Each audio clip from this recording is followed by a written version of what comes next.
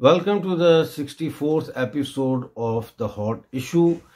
आज दो बातें मैं आपके साथ करना चाहता हूं अहम। एक तो मैं करना चाहता हूं जो पाकिस्तान ने 88 जो दहशतगर्दों की लिस्ट जो जारी हुई है उसके हवाले से, और दूसरी बात मैं करना चाहता हूं डडियाल में तनवीर अहमद के पाकिस्तान का झंडा उतारने और उनकी गिरफ्तारी से मुतालिक। लेकिन उससे पहले एक छोटा सा न्यूज़ राउंड अप ले लेते हैं।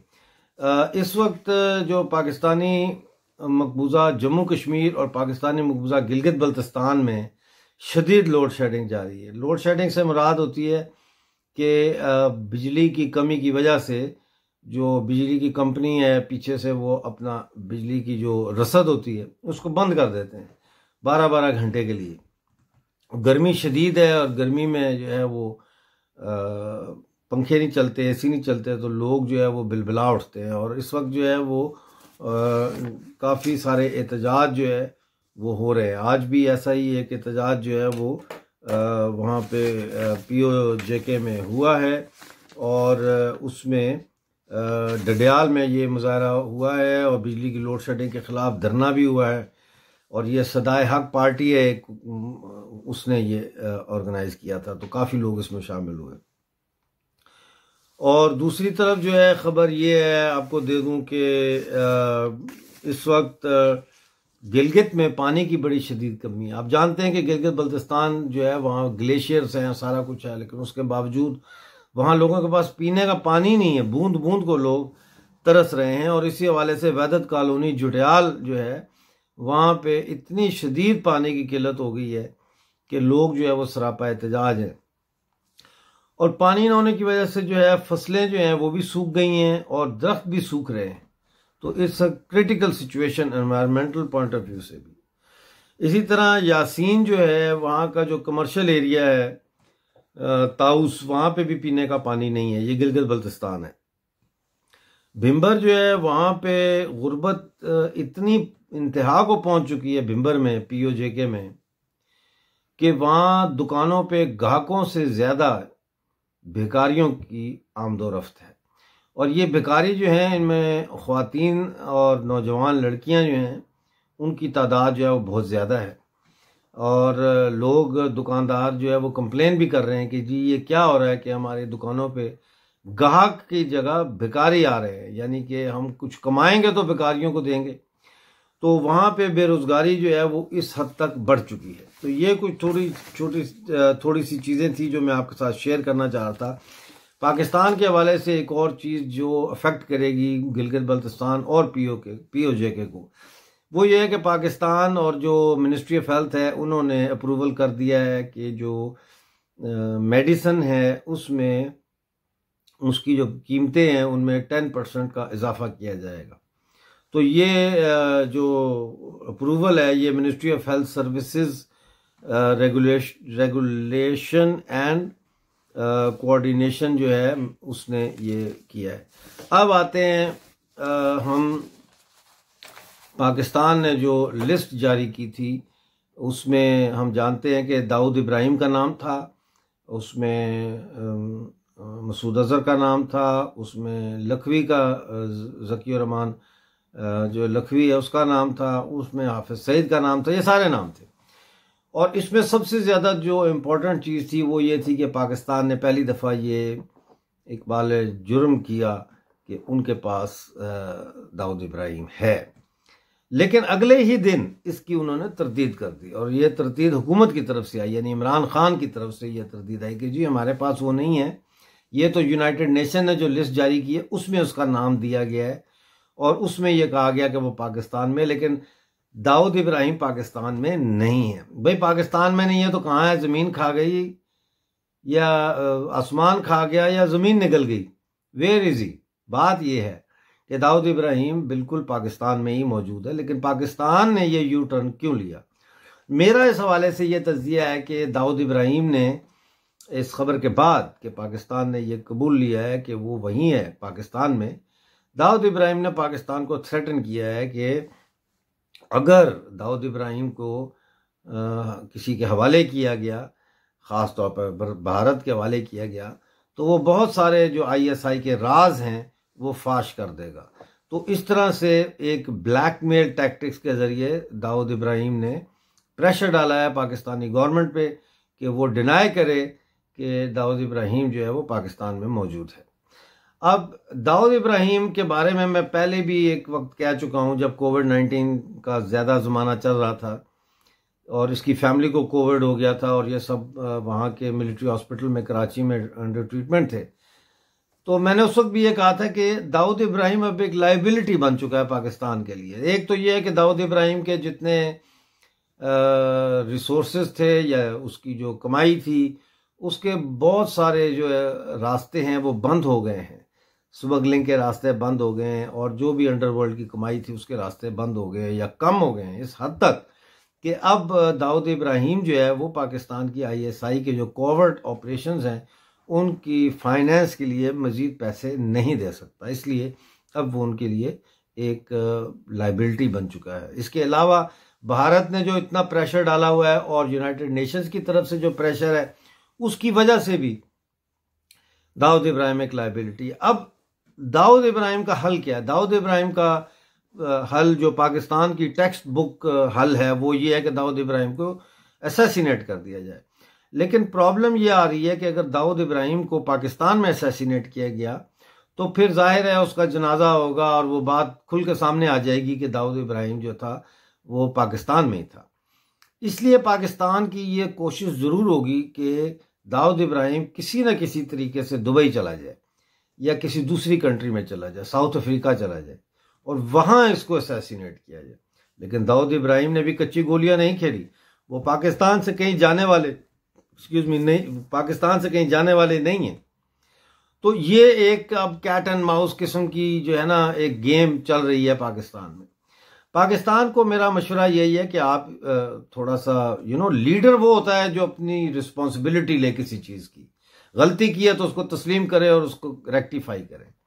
तो पाकिस्तान ने अगर लीडरशिप क्वालिटी दिखानी है तो उसको सामने आके ये कबूलना चाहिए कि दाऊद इब्राहिम इस वक्त पाकिस्तान में मौजूद है और सिर्फ यही नहीं बल्कि दाऊद इब्राहिम को भारत के हवाले किया जाए।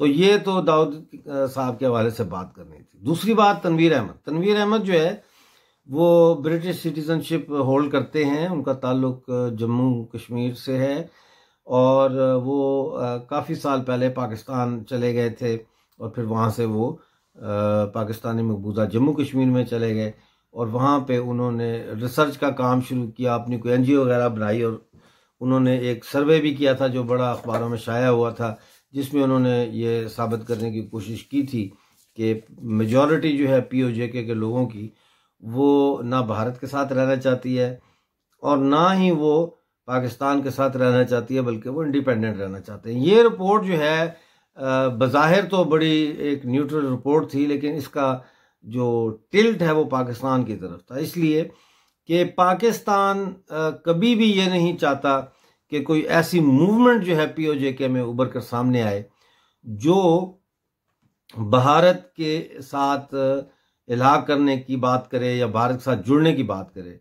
लिहाजा पाकिस्तान ने हमेशा दो किस्म के पॉलिटिकल ट्रेंड्स को POJK में बढ़ने का मौका दिया। एक ट्रेंड ये है कि जो POJK के लोग हैं वो पाकिस्तान के साथ इल्हाक की हमायत करें और दूसरा ट्रेंड जो है वो ये है कि पाकिस्तान के अंदर जो लोग रहते हैं ये पाकिस्तानी मकबूजा जम्मू कश्मीर में ये खुद मुख्तारी की बात करें। तो ये दोनों चीज़ें जो हैं ये पाकिस्तान को कबूल है, क्योंकि इन दोनों चीज़ों में इंडिया के साथ जाने की बात नहीं है। और इसी हवाले से पाकिस्तान ने इस प्रोपेगेंडे को मज़ीद मजबूत किया है कि भारत जो है वो काबिज़ है और पाकिस्तान काबिज़ नहीं है, जबकि हकीकत ये है कि असल कल्प्रिट जो है और असल जो मुजरिम है जम्मू कश्मीर के अवाम का वो पाकिस्तान है। क्योंकि पाकिस्तान ने ना सिर्फ 22 अक्टूबर 1947 को पाकिस्तान ने हमला किया था जम्मू कश्मीर की रियासत पर, बल्कि पाकिस्तान ने उसके बाद अपने दहशतगर्दों के ज़रिए कश्मीर की वादी में एक बहुत बड़ा खिलवाड़ किया, जिसके नतीजे में वहाँ जो तहरीक है उसको उन्होंने वो तहरीकें वहाँ शुरू की जो मजहबी तहरीकें थीं और लोगों को कंफ्यूज किया, बजाय इसके कि लोग इंडिपेंडेंस की तरफ जाएं, वो मज़हब की तहरीक चलाएं ताकि मज़हब के नाम पे फिर वो पाकिस्तान के साथ जुड़ें। यही वजह है कि हम देखते हैं कि जो जहाद काउंसिल के या हुर्रियत के जो मुजाहरे होते थे कश्मीर में, उसमें पाकिस्तान का झंडा लहराने की शरारत की जाती थी। उसमें ये नारा लगवाया जाता था कि जो है वो इलाके पाकिस्तान हमें चाहिए, और पाकिस्तान जिंदाबाद के नारे लगाए जाते थे।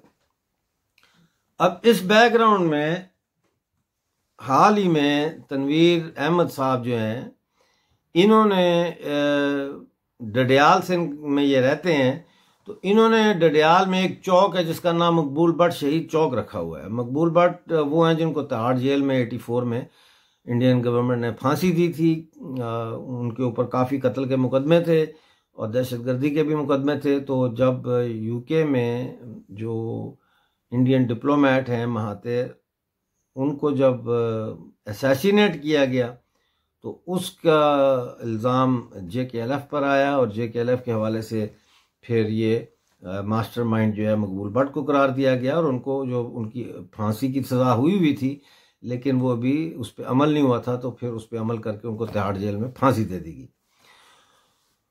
तो उस बैकग्राउंड में पाकिस्तान ने मकबूल भट्ट को का एक क्रिएट किया, एक चे गुवेरा टाइप का एक आइकॉनिक इमेज, और वो चूंकि वो एंटी इंडिया जाता है इसलिए वो भी उनको कबूल है। लिहाजा इस हवाले से डडियाल में जो मकबूल भट्ट शहीद चौक है, वहाँ पे 14 अगस्त को पाकिस्तान का झंडा लहराया गया। और पाकिस्तान का जब झंडा लहराया गया तो तनवीर अहमद साहब जो हैं, इन्होंने ये मुतालबा किया कि ये झंडा उतारा जाए। पुलिस ने कहा कि हम दिन में नहीं बल्कि रात की तारीकी में इसको उतार लेंगे ताकि लोगों को पता ना लगे और यहाँ पे कोई डिस्टर्बेंस ना हो। लेकिन वादे के बावजूद वो झंडा नहीं उतारा गया। इस पर तनवीर अहमद साहब ने खुद जाके तनवीर अहमद साहब ने खुद जाके उस चौक में, वहाँ पे एक आर्च बनी हुई है, उस आर्च के ऊपर चढ़ के वो झंडा उतारा, और उतारने के बाद पुलिस ने उनको गिरफ्तार किया और डडियाल पुलिस स्टेशन ले गए। और वो इस वक्त भी वहाँ हैं और ख़बरें आ रही हैं कि उन पर कुछ तशद्दुद वगैरह भी किया गया है और उनको शायद गद्दारी के तहत उन पर मुकदमा भी दर्ज किया जाएगा अगर अभी तक नहीं हुआ तो।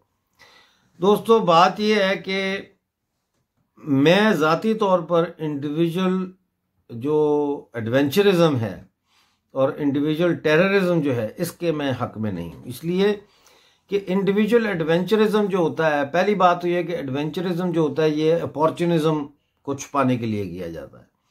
दूसरी बात यह है कि एडवेंचरिज्म उस सूरत में किया जाता है जब इंडिविजुअली आप इस हद तक फ्रस्ट्रेट हो चुके हों, आपको कोई रास्ता ना मिल रहा हो अपने मसले के हल के लिए, तो फिर आप इंडिविजुअल बेसिस पर एडवेंचरिज्म करते हैं। और इंडिविजुअल टेररिज्म की भी यही वजूहत है। इंडिविजुअल टेररिज्म भी जो है वो बेसिकली पॉलिटिकल अपॉर्चुनिज्म को छुपाने के लिए किया जाता है। मैं ये नहीं कह रहा कि अहमद जो है, तनवीर अहमद साहब, ये पॉलिटिकल अपॉर्चुनिस्ट हैं या कोई ऐसा मसला है। मैं कोई जजमेंट यहाँ पे नहीं दे रहा, लेकिन मैं ये कह रहा हूँ कि कोई भी चीज़ जो है, कोई भी मूवमेंट जो है, जब तक उसकी सिमत दुरुस्त नहीं होगी और जब तक उसमें पब्लिक पार्टिसिपेशन नहीं होगी, वो स्टेट रिप्रेशन को दावत देगी। और उस स्टेट रिप्रेशन की आड़ में मूवमेंट्स जो है वो पीछे चली जाती हैं, आगे नहीं जाती। इसलिए इस किस्म के एक्ट्स को मैं सपोर्ट नहीं करता। इसके बावजूद मैं ये मुतालबा करता हूँ कि तनवीर अहमद को बिल्कुल छोड़ देना चाहिए, उनको रिहा करना चाहिए। उन्होंने कोई ऐसा जुर्म नहीं किया।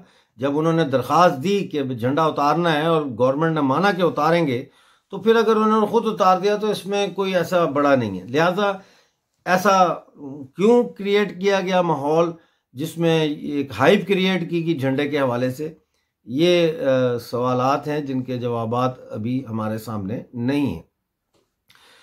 दोस्तों, मैं POJK के नौजवानों से मुखातिब हूँ। आप लोगों को ये बात समझ लेनी चाहिए कि रियासत जम्मू कश्मीर व अक्साय तिब्बतहा जो है उसको दोबारा से एक आज़ाद रियासत के तौर पर, जैसे वो 1947 में थी, उस तरह से बनाना मुमकिन नहीं है, वो नहीं होगा। और उसके लिए हमें देखना पड़ेगा कि पॉसिबिलिटीज़ क्या है। मैंने हमेशा कहा है, politics is the art of possibilities. हम सियासत करते हैं, उसका बुनियादी मकसद ये होता है कि हम अपने माहौल को बेहतर करें, हम अपने इर्द गिर्द लोगों के हालात ज़िंदगी को बेहतर करें, हम अपनी आवाम, अपनी जनता जो है उसको गुर्बत से उठाएं, उसके अंदर, उस समाज के अंदर इंसाफ का बोलबाला करें। ये वजूहत होती हैं सियासत की, ठीक है। लेकिन वो बहुत सारे लोग ज़ाहिर है सियासत में करप्शन के लिए भी आते हैं, उनको मैं माइनस कर रहा हूँ। मैं प्योर पॉलिटिक्स की बात कर रहा हूँ कि politics is the art of possibilities. हमारे सामने पॉसिबिलिटीज क्या है? देखो नौजवानों, हमारे सामने इस वक्त जो पॉसिबिलिटी है वो ये है कि हम पाकिस्तान के साथ चले जाएं या हम इंडिया के साथ चले जाएं। और यूनाइटेड नेशंस के रेजोल्यूशन, जिसको पाकिस्तान बार बार कहता है ना, और सारे कौम परस्त भी कहते हैं और सारी पार्टियां कहती हैं जम्मू कश्मीर और पाकिस्तानी मकबूजा जम्मू कश्मीर की कि यूनाइटेड नेशन रेजोल्यूशंस के तहत उसको हल किया जाए, तो उसमें भी दो ही ऑप्शन है, तीसरा ऑप्शन नहीं है। एक ऑप्शन है इंडिया के साथ जाएं, एक ऑप्शन है पाकिस्तान के साथ जाएं। मैं ज़ाती तौर पर समझता हूं कि हमें पाकिस्तान के साथ नहीं जाना चाहिए हमें इंडिया के साथ जाना चाहिए। उसकी बहुत सारी वजूहत हैं जो मैं पहले बयान कर चुका हूं। लिहाजा जब आप खुद मुख्तारी का नारा लगाकर लोगों के अंदर एक कन्फ्यूजन पैदा करते हैं और एक झूठ बोलते हैं कि भाई ये ऑप्शन भी मौजूद है, तो आप बेसिकली आप धोखा दे रहे हैं अपने आप को भी और अपनी मूवमेंट को भी और अपने लोगों को भी। हमारे पास वो रियासत दोबारा बहाल करने के इंग्रेडिएंट्स ही नहीं है। और वो इंग्रेडिएंट होता है, सबसे इंपॉर्टेंट इंग्रेडिएंट होता है किसी भी चीज़ के लिए, कंसेंसस। गिलगित बल्तिस्तान, लद्दाख, जम्मू और आज़ाद कश्मीर जिसको बोलते हैं, और जो जम्मू कश्मीर है इंडिया की यूनियन टेरिटरी, इनके दरमियान आज़ादी के सवाल पर कंसेंसस नहीं है। इस बात को समझने की कोशिश करें। कोई कंसेंसस नहीं है। लिहाजा हर इलाके ने अपनी डेस्टिनी खुद तलाश कर ली है। लद्दाख जो है वो अलग से यूनियन टेरिटरी बन गया। ये लद्दाख के लिए बहुत बड़ी विक्ट्री है। तारीख में पहली दफा वो एक इंडिपेंडेंट यूनियन टेरिटरी बन गई है। इसी तरह जम्मू कश्मीर जो है वो 370 के ख़त्म होने के बाद जुड़ गया है इसके साथ,